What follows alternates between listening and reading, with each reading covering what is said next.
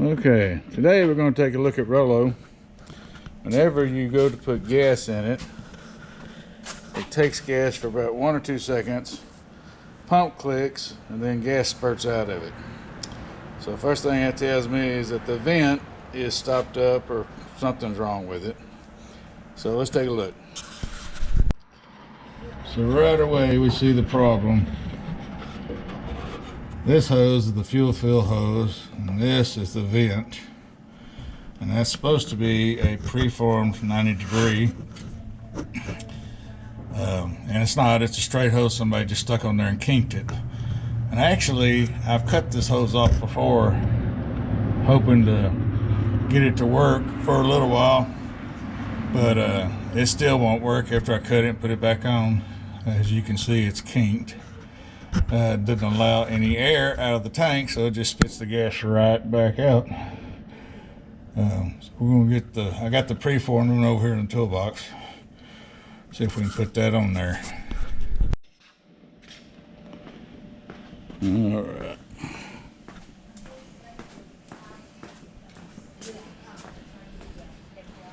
And here's the new one right here. Just a preformed 90. Pick them up any parts store. You can get up under here and see if it looks like it's going to be long enough. Okay, looks like it's going to be plenty long. That way and that way both. So I'm going to stick her on there so I can put some gas in this. All right, we got her put on there, so we're ready to go to the gas station now. All right, we'll see y'all next time. Okay, last time we worked on Rollo, I replaced the gas tank vent hose.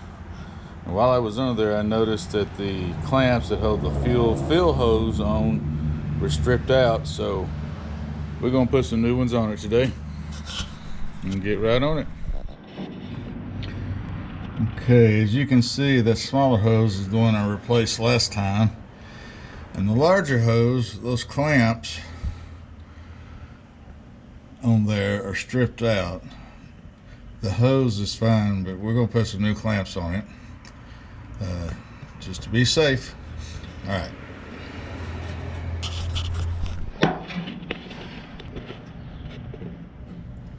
All right, we got them on there now.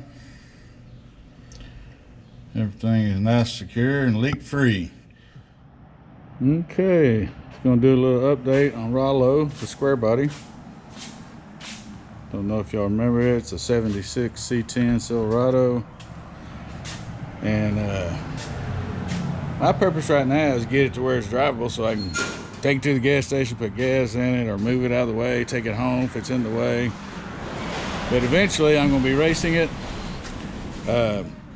Had 2 tires on it, kept going down. This is one of them. Took it off this morning. It's got a lot of rust on the rim. That's where it was leaking around the rim. Plus the valve is no good. And this one had a nail in it.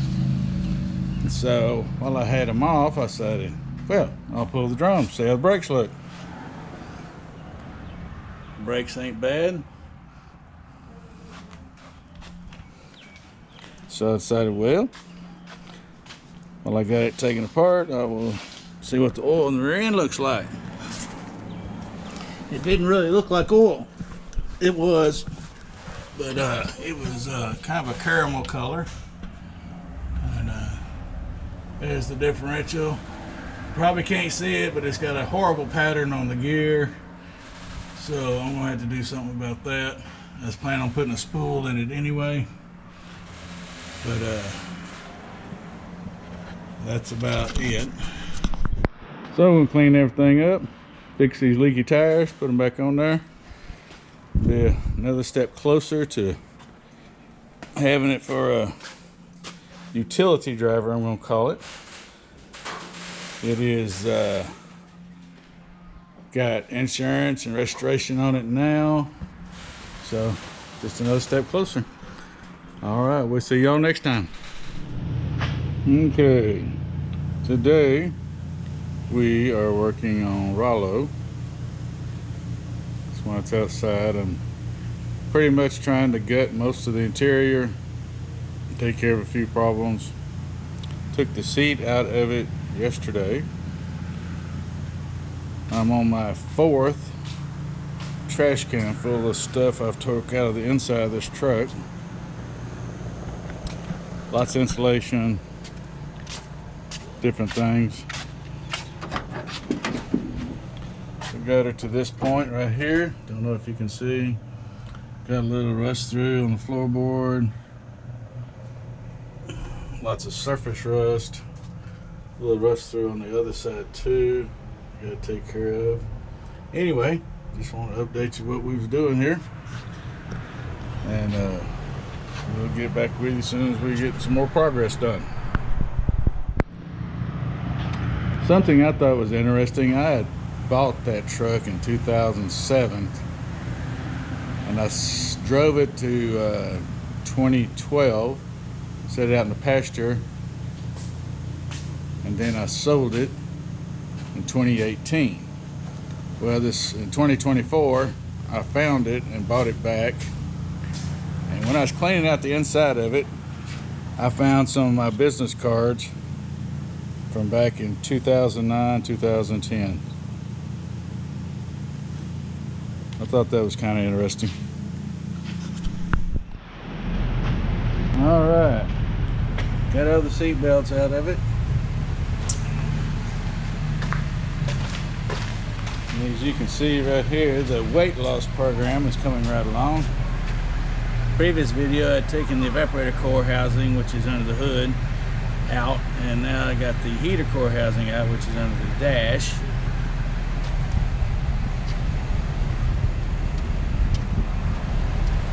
Got another half trash can full of insulation, and got this under the dash almost cleared out. But it's time to go to the house, and we'll get back on this tomorrow. Okay, it's Friday, June 20th. Thought I'd do a little update. Still trying to clean out Rollo. Let's see what I can find in here. Got it a lot cleaner. It's about time to start cleaning up that rust.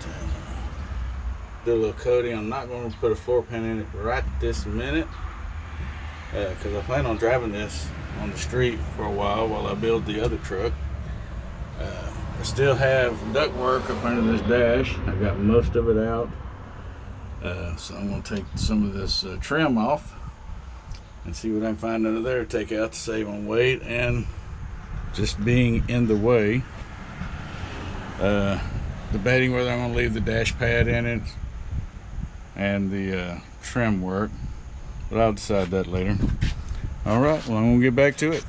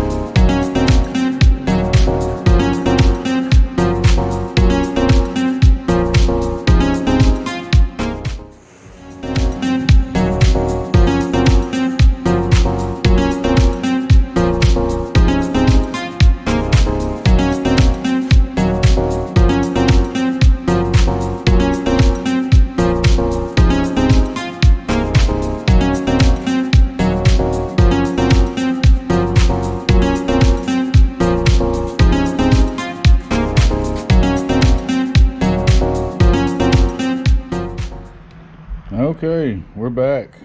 It's Tuesday, June 24th. I think what I want to do today is I'm going to take the seat covers off this seat and pull the bottom foam out so I can measure it and order some new foam for it and a new seat cover. And I'm going to go with this bench seat for now.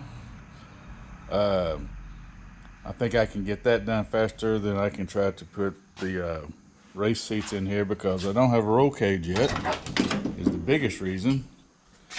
And the other reason is, if I wanted two of them in here, that side over there, that where it would sit, there's a gas tank under there. So I don't want to be drilling holes right there and trying to work around that. So I'm going to go with the bench seat for now, because I do want to drive it on the street for a while. And so we're going to get to it. This is where the seat would go on the passenger side if I put the race seats in it. Not sure I want to put two in it anyway, but anyway, if I did, it would go there. And as you can see, under here, there's a gas tank sitting there. So anyway, we're going to go with the bench seat for now. We can get that done and move on to the transmission. There's one thing for sure. That bench seat is heavy. So it's not going to stay in there permanently. But until I get the motor built for this truck, I am going to use it on the street quite a bit. I just drug it out here. I forgot how heavy it was. But anyway. Just want to put that in there. If you have plans of using your bench seat, just know that the things are heavy. And I was thinking about cutting that seat cover off, but these hog rings, don't know if you can see them. There's one, there's one, there's one. They go all the way around. Are not that hard to get off, so I'm going to start pulling those off. I'm going to give you a little better look at these hog rings so you know what they look like. But they just crimp. I believe there's a tool that you crimp them on there with, but I've just been spreading these out and jerking them off. Well, I am definitely not an upholsterer man, so I'm kind of learning as I go. But in the hem of this cover is a wire running all the way around the edge of it. And that's what the hog rings grab onto when you clamp them down. They're inside the upholstery where you can't see them, but I thought that was interesting. And right now, as you can see, the slides bolt through the cover there, so I'm going to take these slides off. Okay, we got her all taken apart. Here's the framework. This is the back, and the other piece over there is the bottom. The slides to adjust the seat forward and backwards. Miscellaneous parts in that box. And let me go get the foam. Okay, this is the backrest foam. And it looks real good until you get right here. You got a little spot there, little spot there.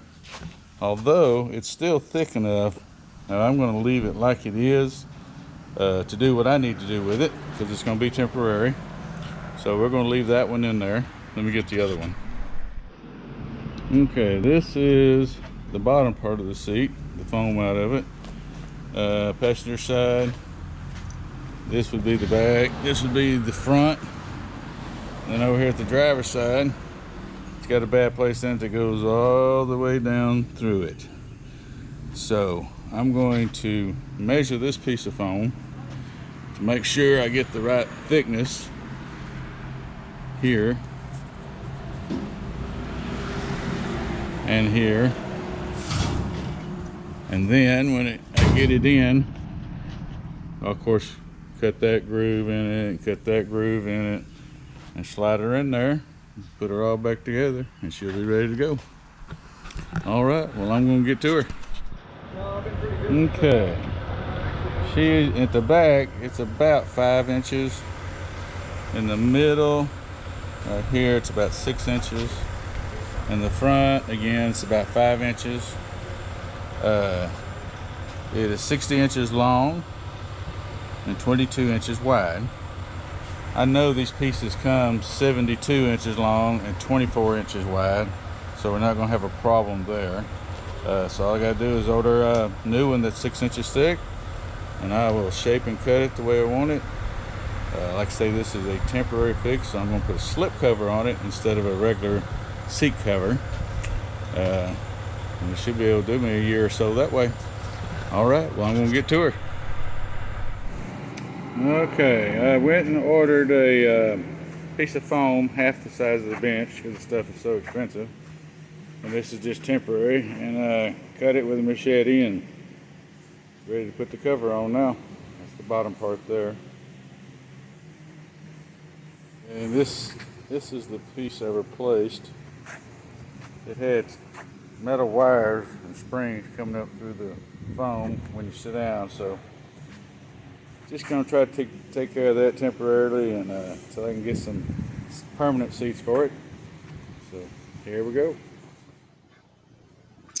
After this, I went and purchased an economical slip cover to put on there, installed it, and put the seat back in the truck. And this picture and the following photographs are the final product. Appreciate y'all watching. Please subscribe, like, and share. And watch us again here on Featherhawk Racing Channel.